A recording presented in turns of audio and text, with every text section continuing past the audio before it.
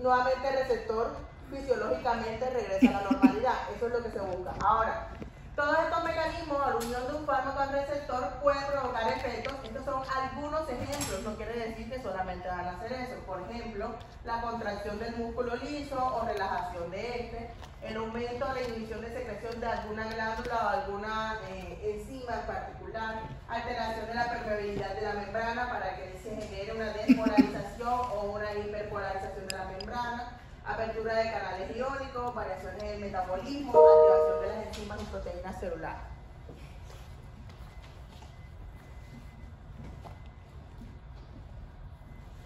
Chicos, me van a perdonar si me suena el celular, lo acabo de poner en sonido porque me están llamando a la enfermería del colegio de mi hijo. Tengo que ir a buscar. Entonces, me acabo de acordar, lo acabo de poner después de esta clase, lo busco, pero si me llaman por urgencia, por eso es que lo acabo de poner en alto. Entonces, bueno, eso es lo que se busca normalmente para que se genere el efecto farmacológico deseado. Alguno de estos conceptos va a salir dentro del parcial, obviamente estructurado, pero lo que yo necesito que ustedes logren reconocer o determinar, por ejemplo, un fármaco, ¿cómo así que un fármaco tiene afinidad y tiene especificidad? O la especificidad, ¿por qué es lo que me está dado? O el segundo mensajero, ¿a qué me refiero? ¿Qué quiere decir cuando yo hablo con ligando? Entonces vamos a hablar con cada uno de ellos. Y porque más adelante pues ya no les voy a estar hablando, sino que les voy a decir ligando, les voy a decir que ese fármaco tenga una afinidad o una especificidad por determinada cosa. Entonces, por ejemplo, ¿a qué me refiero con la afinidad? Diferencia que tienen que tener el primero y el último.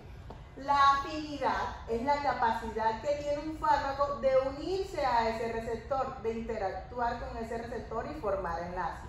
La afinidad está dada por el fármaco. La capacidad que tiene el fármaco de unirse a ese receptor. La especificidad está dada por los receptores. Es la capacidad que tiene ese receptor de permitir ese acoplamiento con ese fármaco en particular o con esa molécula en particular. La afinidad es la capacidad que tiene el fármaco de unirse al receptor. La especificidad vendría siendo la capacidad, o digamos, que tiene ese receptor de permitir ese acoplamiento con ese fármaco en específico. Ahora, la selectividad es el grado en que un fármaco actúa sobre un sitio dado en relación con otro sitio. Es decir, la selectividad de que a pesar de que es una molécula muy similar y que se puede unir quizás a otros receptores, tiene el grado de, digamos, de relacionarse con ese tipo de receptor en particular. Segundo mensajero es una sustancia celular que transporta información desde la membrana hasta un lugar específico interno para generar una respuesta. Aquí se va a ver mucho de los receptores acoplados a proteína G, o denominados también receptores metabosómicos. Ligando, ¿a qué yo me refiero con ligando? A cualquier sustancia que se une y que me activa un receptor. Por eso podemos decir que tenemos ligandos endógenos, que son los propios del organismo, las sustancias naturales que se unen a ese receptor, o un fármaco se convierte en un ligando una vez uno lo administre para unirse y activar o actuar sobre ese receptor.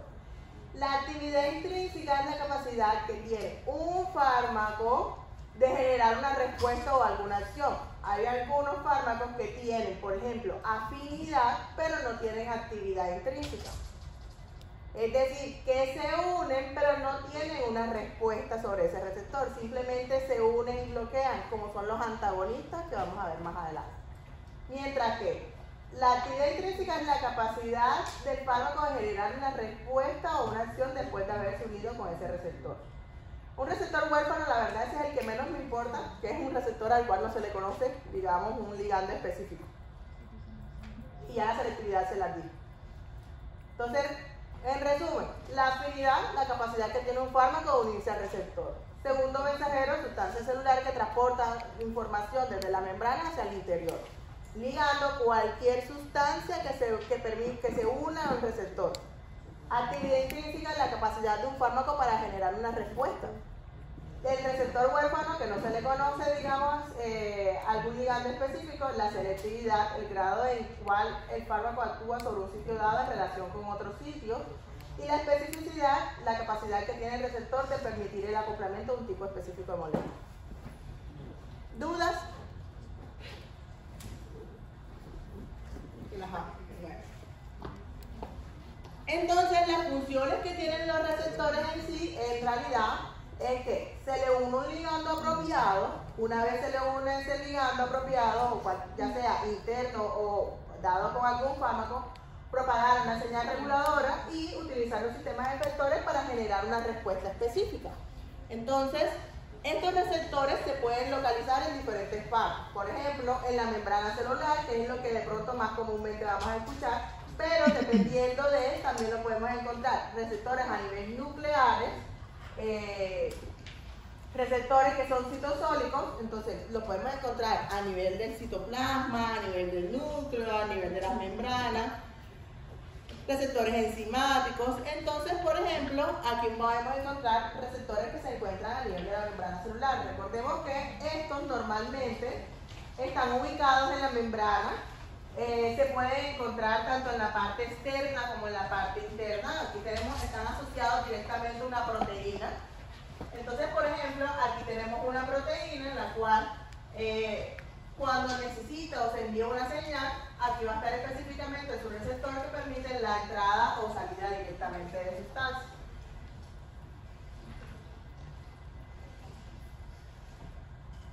Normalmente los receptores de membrana son macromoléculas. Recuerden que todos los receptores vendrían siendo macromoléculas proteicas, pero en esta pues se ubica a nivel entre los fosfolípidos de la membrana. Generalmente pues digamos que el fosfolípido tiene una parte transmembrana, una parte externa y una parte interna, y normalmente están en constante relación con otro tipo de enzima o algo que va a generar directamente una señalización. Sin embargo, hay algunos tipos de receptores en la cual al unirse directamente lo que va a hacer es permitir inmediatamente la apertura o cierre de ese receptor para la entrada o salida de iones directamente. Y los receptores intracelulares, pues aquí vamos a encontrar aquellos que se encuentran a nivel de la mitocondria, los que se encuentran a nivel del núcleo, del citoplasma, que en cierta forma generalmente lo que van a hacer es una modificación en la expresión de genes.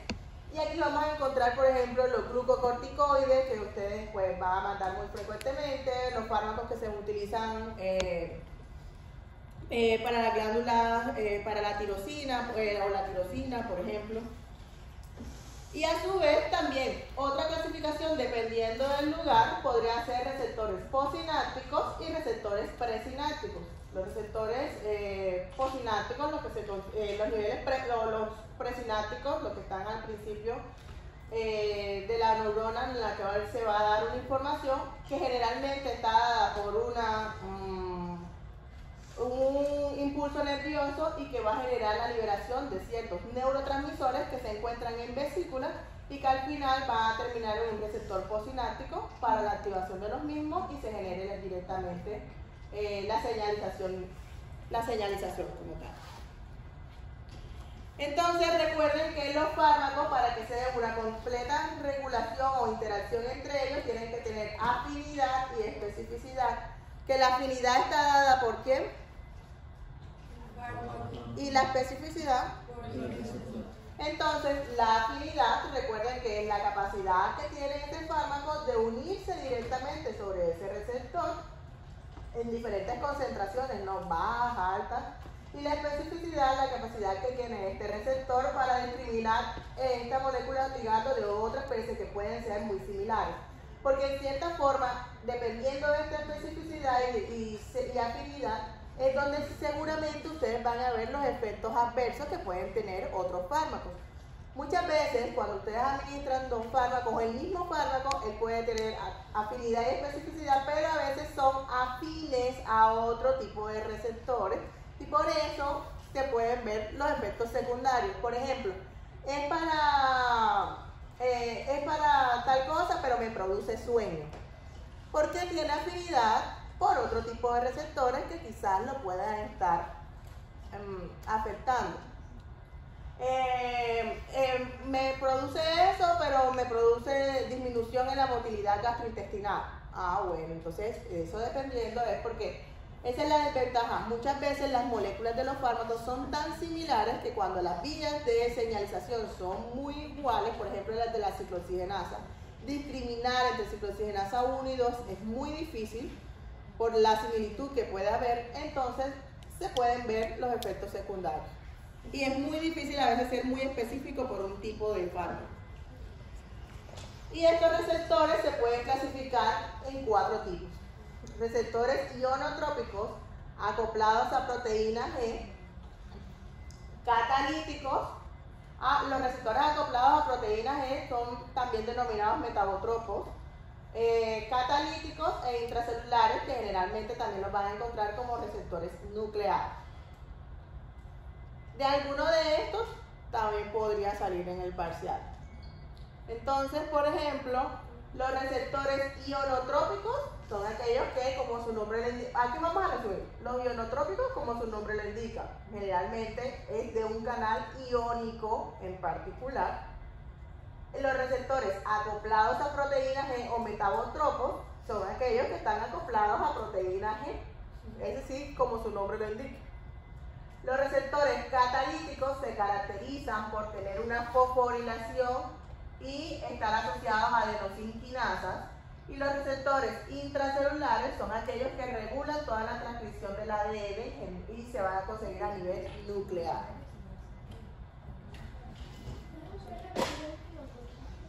Los receptores catalíticos, igual que ahora voy a uno por uno. Los receptores catalíticos son aquellos que están regulados o están mediados por fosforilaciones por tirosinquinasa. Y los receptores intracelulares son los que regulan la transcripción del ADN y serían nucleares como tal.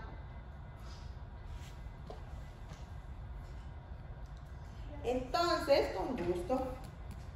Ok, entonces empezamos con receptores asociados a canales iónicos, también denominados ionotrópicos. Estos receptores normalmente se encuentran a nivel de la membrana, están acoplados directamente a un canal iónico y se basa prácticamente en que una vez se une el fármaco a este receptor, la apertura y cierre de este canal para entrada y salida de sustancia.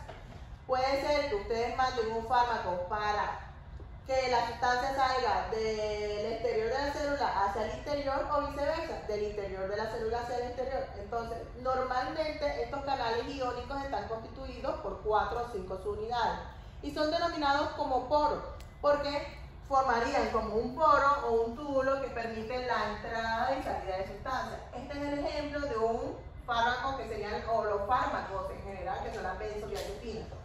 Aquí podemos ver cómo normalmente este canal iónico está conformado por 5 subunidades y no necesariamente el fármaco tiene que unirse a la misma subunidad para tener un efecto.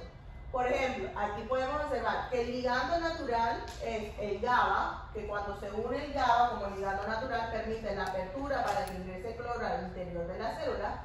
Y si usted desea estimular este receptor, podría utilizar las benzodiazepinas, que no se unen específicamente en el mismo sitio de unión del GABA, sino en una parte, digamos, lateral, en la cual al unirse directamente el fármaco también va a lograr esa misma actividad intrínseca que tiene normalmente el receptor, pero con mayor frecuencia.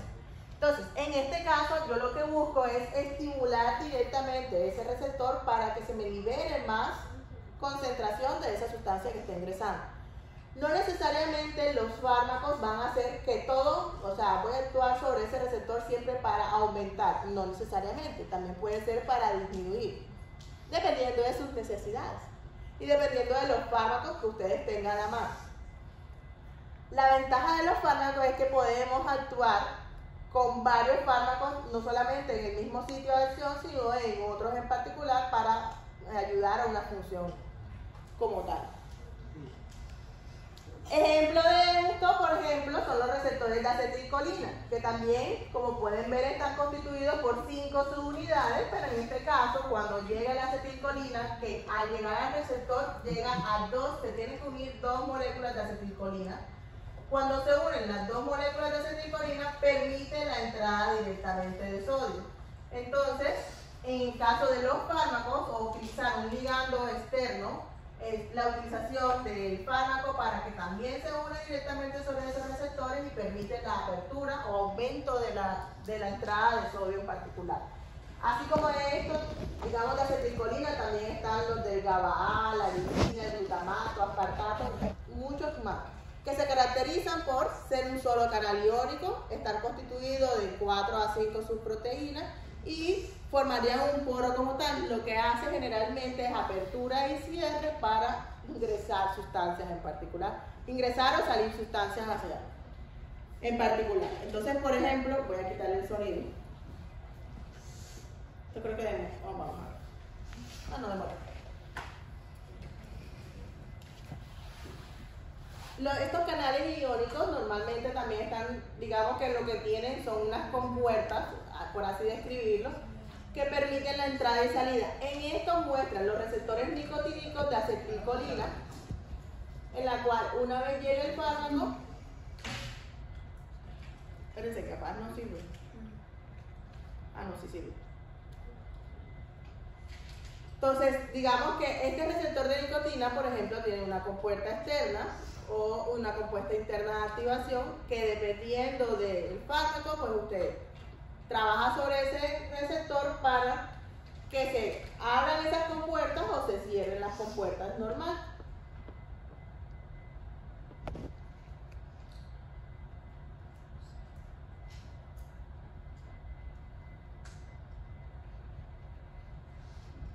Una vez llegue el ligando, ya sea el ligando natural del organismo o el fármaco en particular, por ejemplo, no necesariamente tiene que abrir la compuerta externa de activación. Muchas veces al llegar el ligando, en el ejemplo ahí te lo muestro con la compuerta externa para que permita la entrada del ion, en este caso el sodio. Pero a su vez ese ligando puede llegar y lo que puede generar es la apertura de la compuerta interna independientemente. Y no necesariamente tiene que ser del exterior hacia el interior, también puede ser del interior hacia el exterior.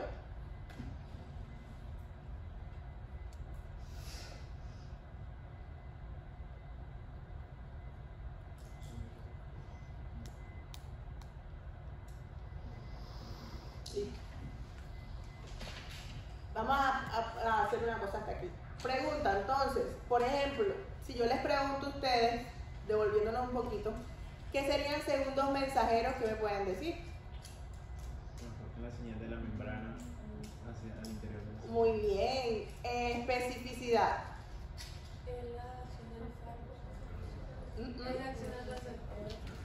Ok. Afinidad. Bueno, así que es la acción, hablemos un poquito más.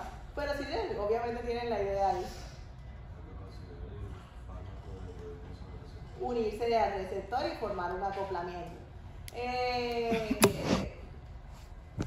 Ligando. Sea natural o... Muy bien. Eso no me importa, receptor huérfano. Selectividad.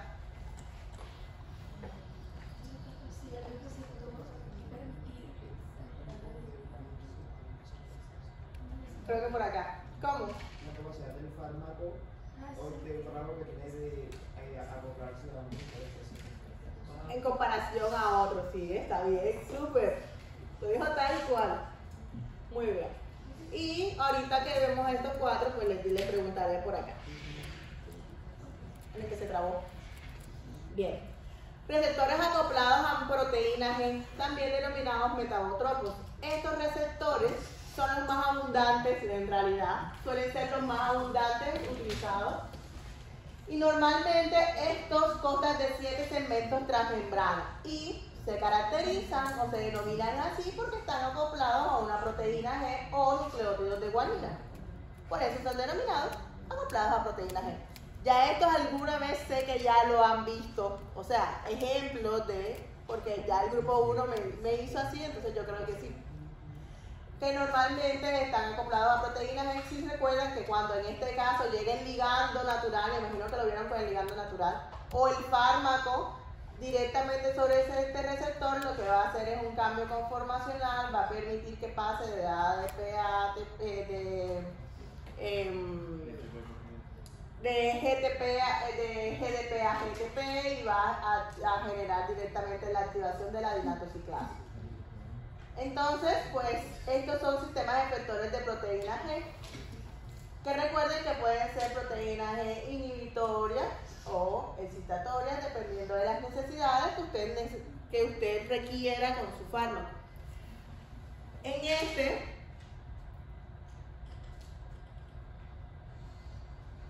normalmente cuando llega el ligando, sea natural o sea fármaco, llega directamente a la proteína G, entonces hace un cambio conformacional modificando esa proteína G y pasa de GDP a GTP y la subunidad alfa tiende a migrar para generar la activación directamente sobre un canal específico y así se genere la señalización.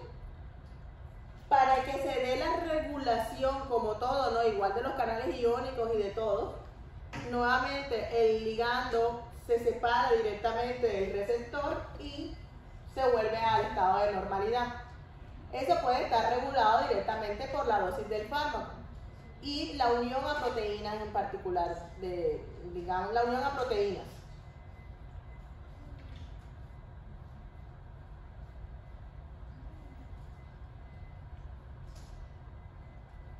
Todo debe regresar a su normalidad. Una vez el fármaco haya hecho su acción, todo debe regresar a su normalidad. Que recuerden que cuando se dan fármacos, por ejemplo, de uso crónico, es cuando se pueden también ver los efectos adversos que no regresen normalmente.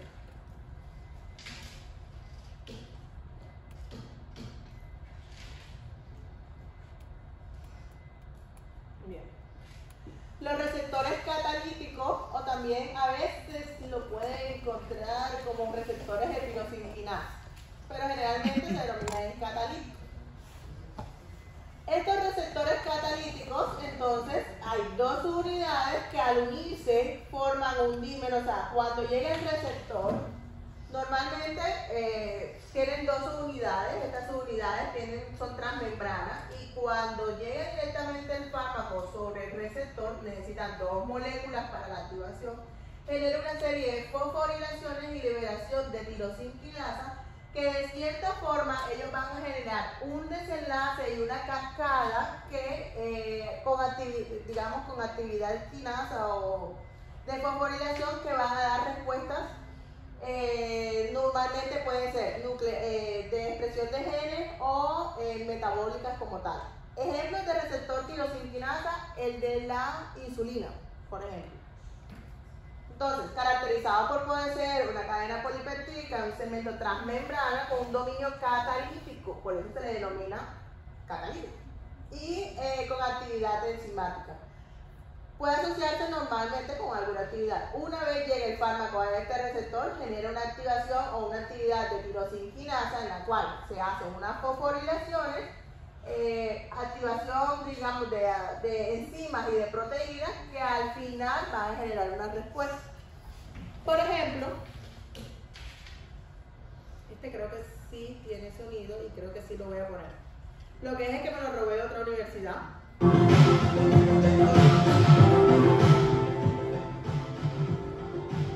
Pero me gustó, entonces por eso. Son proteínas transmembranas que se encuentran como monómeros, flotando libremente en la membrana celular. Cada receptor tiene un dominio extracelular y un intracelular. Cuando un ligando se une al receptor, induce la dimerización de un par de receptores, induciendo su activación. La dimerización del receptor da lugar a la yuxtaposición de dos dominios de tirosina quinasa en el lado citoplásmico de la membrana plasmática. Al poner en contacto estrecho dos dominios de tirosina quinasa, se permite la transfosforilación, cuya actividad de tirosina quinasa de un receptor del dímero fosforila los residuos de tirosina en el dominio citoplásmico del otro receptor del dímero y viceversa. Los sitios de fosforilación funcionan como sitios de unión para varias moléculas de señalización intracelular, que a su vez pueden activar corriente abajo diversas proteínas, generando la amplificación de la señal.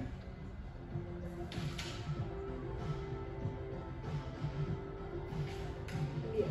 Entonces, por ejemplo, los receptores ionotrópicos, ¿cuáles serían? De canales iónicos, ¿qué más me pueden decir de ellos? Se abren y se cierran en presencia de un Están constituidos por 4 o 5 seguridades, se abren y se cierran. Una vez llegue el fármaco directamente o ligando sobre este receptor, permite la apertura y cierre de canales iónicos. Ok, los catalíticos.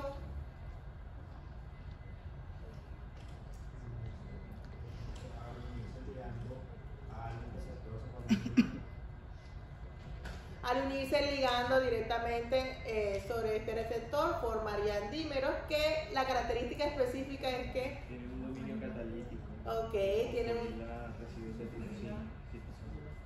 tienen dominios catalíticos que lo que hacen, generan fosforilaciones de tirosinquinasa, que al final va a generar una serie de señalización para la síntesis de proteínas, para la expresión de genes, para la modificación a nivel metabólico, dependiendo de dónde se actúa, qué tipo de receptor sea. Los metabotrópicos Proteína G. son aquellos que están asociados a proteína G, que están constituidos por digamos, proteínas transmembranas de 7 subunidades asociadas a una proteína G. ¿Cómo está? Y los receptores nucleares, como su nombre lo indica, son aquellos que se encuentran a nivel del núcleo. Y esto lo que va a generar, todos los receptores nucleares, son el control de la expresión genética. Los fármacos que van directamente en el núcleo van a generar control de la expresión genética como tal. Entre estos están las hormonas esteroideas, como son los corticoides, las tiroideas, las de vitamina D, que van a dar una respuesta directamente sobre el núcleo. Entonces, por ejemplo, este sí no se lo voy a poner, está en inglés, igual no dice casi nada. Steroid hormones are not Lo que muestra directamente es que, obviamente, bueno, se lo voy a poner bajito. Obviamente, dissociate from their protein digamos que carriers and pass through the plasma la membrane unión cell. o el fármaco en sí tiene que atravesar membranas para poder llegar directamente al interior del núcleo. Into the nucleus. Others Por lo tanto, generalmente estos fármacos tienen que ser liposolubles para poder atravesar la membrana, y que una vez se encuentren directamente al interior del núcleo, entonces va a generar la transcripción genética como una respuesta. La diferencia es que la respuesta de estos fármacos van a ser un poco, o sobre este receptor va a ser más tardada que la de los ionotrópicos, por ejemplo, o metabotrópicos.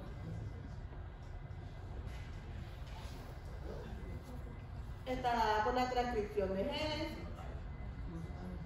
que van a dar modificación a nivel de las proteínas.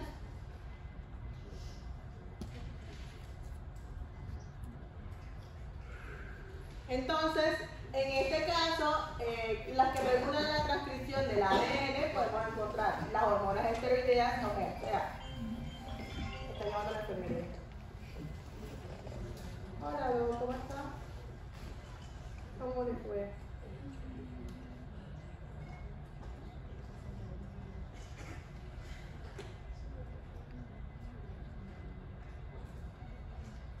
Listo.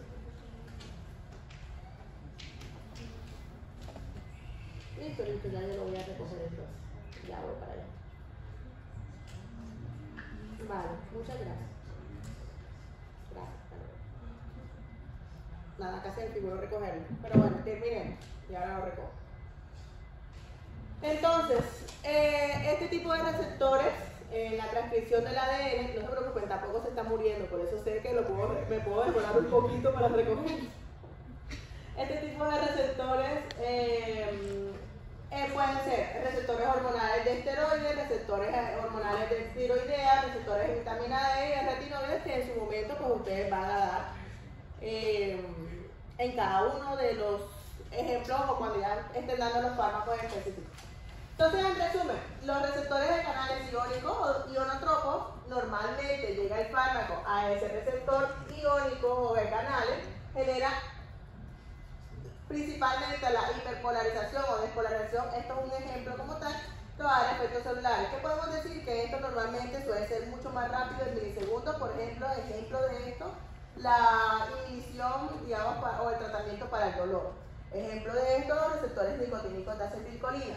De metabotropos o asociados a proteína G, es que se encuentran asociados a una proteína G, ya sea inhibitoria o excitatoria, y esto al final le va a dar, digamos, respuestas que me van a generar efectos celulares. Suelen demorar en segundos. Ejemplos de esto, receptores muscarínicos de acetilcolina, receptores ligando a sinasas, es donde se da una fosforilación de proteínas que normalmente está asociada a sinasas, y van a dar como respuesta por la transcripción genética, síntesis de proteínas, efectos celulares, y receptores nucleares que, estas a diferencia es que van a demorar mucho más, suelen ser en horas.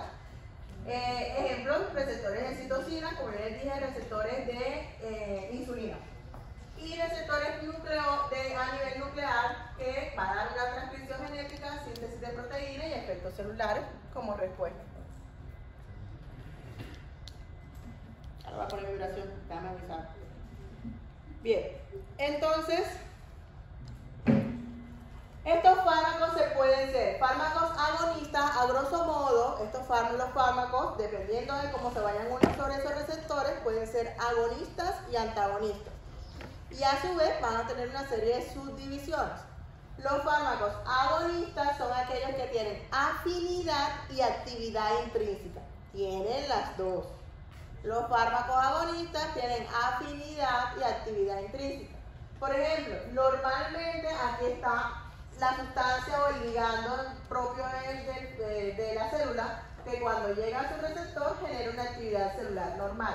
Si yo deseo incrementar esa actividad, yo lo que hago es que doy un fármaco agonista que se une a ese receptor, por lo tanto esa unión me va a dar una afinidad y una actividad intrínseca, porque una vez que se une a ese receptor incrementa la actividad celular, porque yo deseo de que se aumente esa actividad en ese receptor en particular.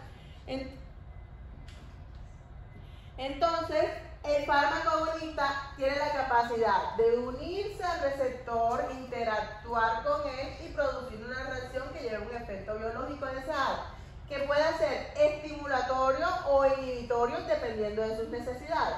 Por ejemplo, la frecuencia cardíaca puede ser aumentada con la adrenalina y disminuida con la acetilcolina, dependiendo de sus necesidades. ¿Dónde quieren actuar? ¿Ustedes quieren aumentarla o disminuirla? Entonces, dependiendo, ustedes podrían dar, por ejemplo, un fármaco agonista que te ayude a aumentar la frecuencia cardíaca actuando sobre receptores de adrenalina, o disminuirla si ustedes quieren, y para ello podrían actuar sobre receptores de acetilcolina. Entonces, dependiendo de lo que ustedes desean, si ustedes desean estimular o inhibir. Pero recuerden, los fármacos agonistas tienen afinidad y actividad intrínseca. Características: tiene afinidad y actividad intrínseca. Siempre van a desarrollar una función sobre ese receptor. Nuevamente, características del fármaco agonista: que tenga afinidad y actividad intrínseca, que tenga la capacidad para formar el complejo con el receptor y que no solamente forme el complejo, sino que lleve, digamos, a un efecto como tal. ¿Por qué? Porque el caso contrario es el antagonista, que ahorita vamos a ver. A su vez, estos agonistas pueden ser de dos tipos. Se clasifican en agonistas completos y agonistas parciales. Los fármacos agonistas completos son aquellos, ahora sí me llama un número raro, no sé si es el colegio. No. Los agonistas completos es un fármaco que tiene afinidad al receptor y posee eficacia en su acción. Es decir, eficacia, entendámoslo como actividad intrínseca. Entonces, el agonista completo es el que tiene afinidad, se une a ese receptor y tiene una eficacia sobre ese receptor, pero digamos como una eficacia máxima. Es decir, actúa sobre el receptor y genera como una máxima respuesta. El agonista parcial es como que tiene afinidad por ese receptor y tiene eficacia o actividad intrínseca, pero parcialmente. O sea, se une, desempeña un efecto, pero de una forma parcial. Entonces, es un fármaco agonista parcial cuando posee afinidad por el receptor, tiene que tener afinidad, pero tiene menor eficacia que un agonista completo. Lo hace parcialmente. se une a ese receptor teniendo una eficacia parcial o una actividad intrínseca parcial sobre ese receptor.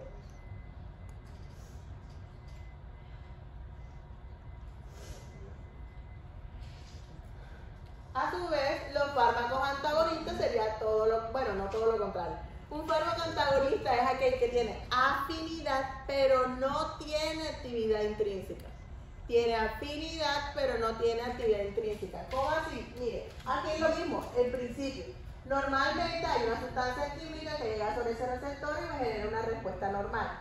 Pero si yo quiero utilizar, en este caso, un fármaco antagonista, es que tiene afinidad porque se une perfectamente al receptor, pero no tiene actividad intrínseca porque lo que hace es que bloquea inhibiendo la actividad celular. O sea, los antagonistas siempre van a funcionar como bloqueadores del receptor. Bloquean el receptor, presentan afinidad, pero no tienen actividad intrínseca y digamos que en ese caso, al bloquearlo, hacen que el agonista o el ligando natural no ejerza sobre ese receptor. Entonces, como siempre, dependiendo de sus necesidades. Casos de utilización de fármacos antagonistas. Hombre, si hay un caso de sobredosis de heroína y tú no quieres que la heroína se una sobre ese receptor, que es la heroína es un opioide, no quieres que se una sobre ese receptor, entonces tú utilizas bloqueadores o un antagonista para que bloquee el receptor y no se una ni el agonista, que es la heroína, ni se unan las sustancias naturales, pero tú lo que estás es bloqueando ese receptor para que no tenga una actividad intrínseca. Ahora, no siempre tiene que ser que los antagonistas son un antídoto. No. Porque si tú lo que quieres es que la función del antagonista es bloquear un receptor. Pero si naturalmente tú lo que necesitas es bloquear para que no se dé esa liberación de esa sustancia y por lo tanto no se ejerza ese efecto que tú no deseas, utilizas un antagonista. Que puede ser de una sustancia natural del cuerpo. Estos antagonistas sí tienen más división. Pueden ser antagonistas competitivos y no competitivos, reversibles e irreversibles. No sé por qué se los puse separados. Antagonistas competitivos son los que compiten, como su nombre lo dice. Compiten con el agonista.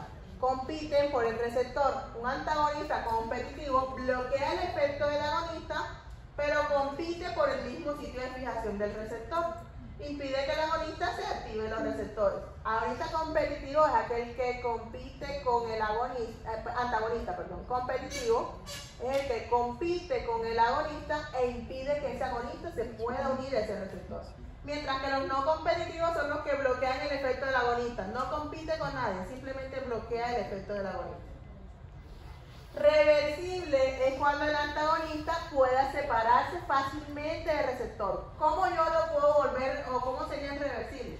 Si hay un aumento, o sea, hay mayor cantidad de agonistas que antagonistas, esos agonistas me pueden separar, si es reversible, fácilmente del receptor.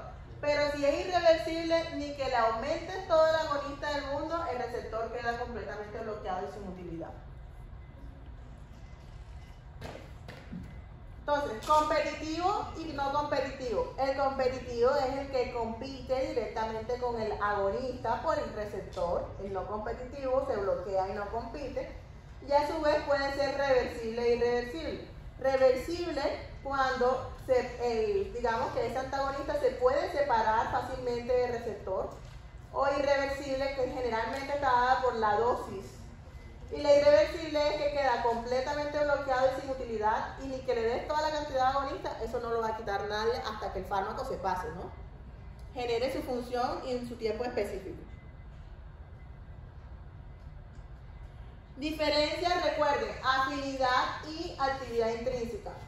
La afinidad y la actividad intrínseca la tienen los fármacos agonistas. El fármaco antagonista solo tiene afinidad porque no tiene actividad intrínseca. ¿Estamos claros hasta aquí? Bien. ¿Qué diferencia hay entre un agonista y un antagonista? Oye, lo tengo ahí. Ajá. Un agonista, ¿cuándo es completo? Cuando tiene actividad intrínseca. Ok, ¿qué es un antagonista competitivo? Ok. Obviamente se las voy a hacer en modo de caso, ¿no? Pero después que tengan el concepto, estoy segura que les va a ir bien. Segurísimo. Entonces, normalmente, aquí lo que se muestra es lo que estamos hablando. Normalmente tenemos que, sin tomar medicamentos, antes de tomar el medicamento, pues las sustancias naturales o ligandos no naturales del organismo se pueden unir a esos receptores y generar una actividad normal que muchas veces pueden estar disminuidas, aumentadas, por lo tanto usted requiere un fármaco para trabajar sobre ese receptor. Si usted administra un fármaco agonista, en ese caso el fármaco tiene afinidad y actividad intrínseca, por lo tanto, una vez unido, incrementa la actividad celular, mientras que un fármaco antagonista lo que hace es que tú lo que buscas es que el agonista no se una, por lo tanto, tiene afinidad porque se une directamente a ese receptor, pero lo que buscas es bloquear. O sea, el punto es que con el antagonista bloquea, por lo tanto no va a haber una actividad celular como tal, o no hay actividad intrínseca, no hay eficacia, está bloqueado. Entonces, gráficamente podemos decir que un agonista total o un fármaco agonista, digamos que sí, el fármaco agonista total tiene una actividad, tiene una afinidad, por eso se une, pero a su vez tiene, digamos que una actividad intrínseca máxima, mientras que el agonista parcial tiene afinidad, se une, pero tiene función parcial. El antagonista, por su parte, lo que hace es que tiene afinidad, pero no tiene actividad, lo que hace es bloquear. Y algo que no les había mencionado era el agonista inverso, que es que tiene afinidad y tiene actividad intrínseca, pero inverso a lo que haría un agonista total. O sea, hace lo contrario sobre ese sitio de unión. Y hay fármacos que pueden ser agonistas antagonistas, que no está ahí. Es decir, que en algunos receptores pueden ser agonistas y otros antagonistas. Es que algunos fármacos, hay unos que son muy específicos sobre un tipo de receptor.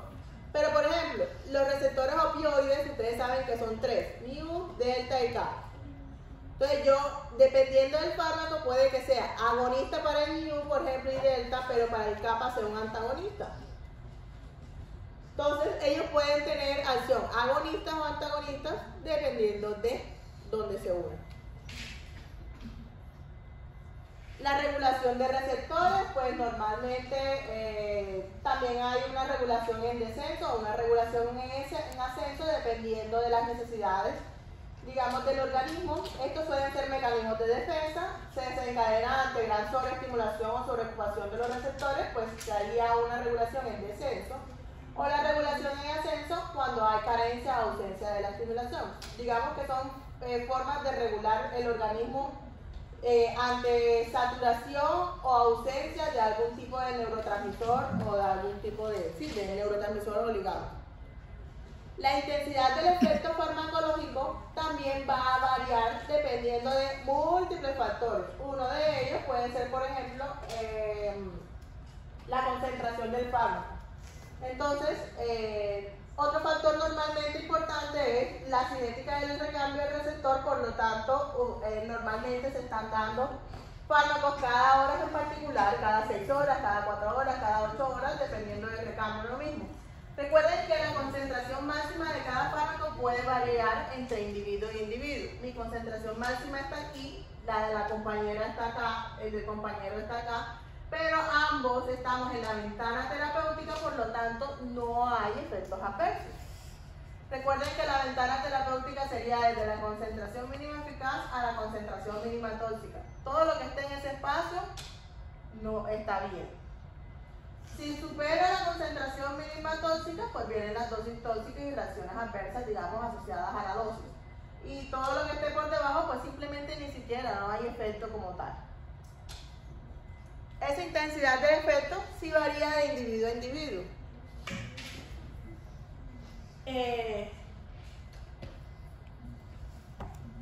Entonces, están llamando.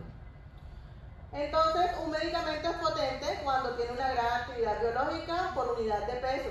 Normalmente uno dice que hay una dosis de eficacia cuando la media, es decir, cuando el 50% de una población tiene un efecto terapéutico deseado. Cuando ese 50% en realidad genera un efecto, entonces tú dices, bueno, ahí digamos que los efectos están los receptores y ahí en cierta forma se ajusta la dosis. Y se produce una dosis tóxica cuando en el 50% de la población se genera un efecto tóxico. ¿Sí, señor? Es que no entiendo lo del 50%. Cuando se hacen la verdad esto simplemente es cuando se hacen los estudios para sacar un fármaco en particular. La unión a un receptor normalmente o el efecto va a estar dado en el 50%, cuando tú dices dosis tóxica 50 o en el 50% de la población.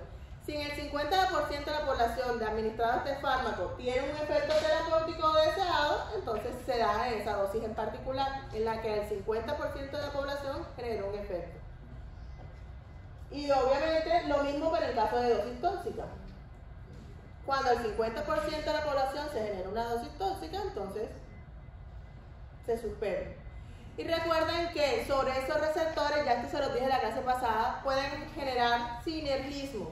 Que sinergismo es cuando se administran dos o más fármacos para que actúen sobre receptores, ya sean iguales o diferentes, pero que digamos que la administración de dos o más fármacos es para que tenga respuesta igual o superior a administrarla por separado o a no administrar.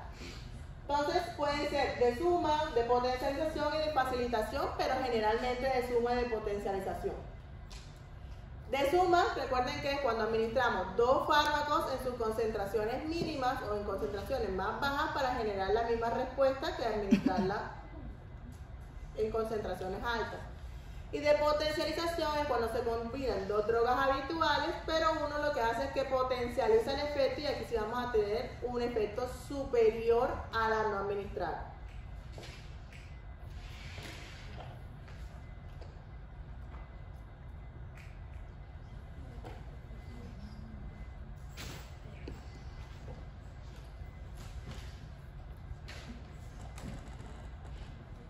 Entonces, esto pues vendría siendo un resumen de lo que serían normalmente los receptores farmacológicos. Recuerden que estos son macromoléculas que se encuentran dentro del organismo y el receptor, pues, o más bien el fármaco debería, o el receptor tiene que ser específico a esa molécula en particular. Una vez se una el fármaco al receptor, va a desempeñar un efecto que generalmente es el mismo que el ligando, pero aumentándolo como tal.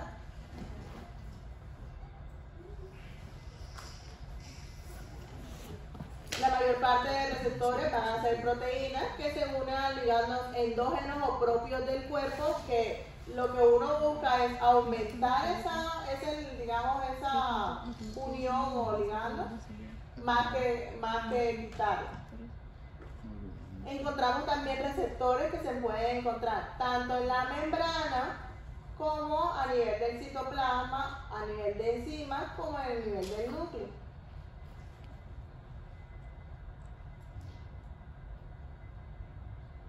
A nivel nuclear está basada más que todo lo que es de transcripción de genes, a nivel de membrana más que todo en la entrada y salida de iones.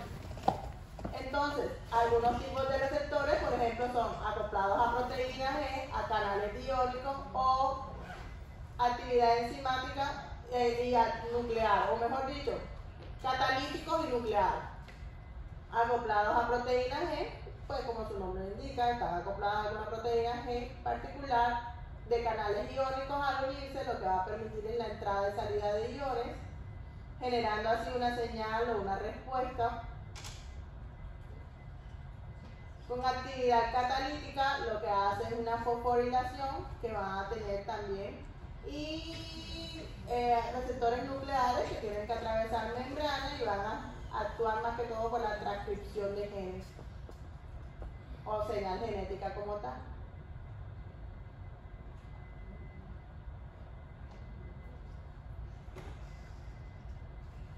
Ejemplo de receptor nuclear.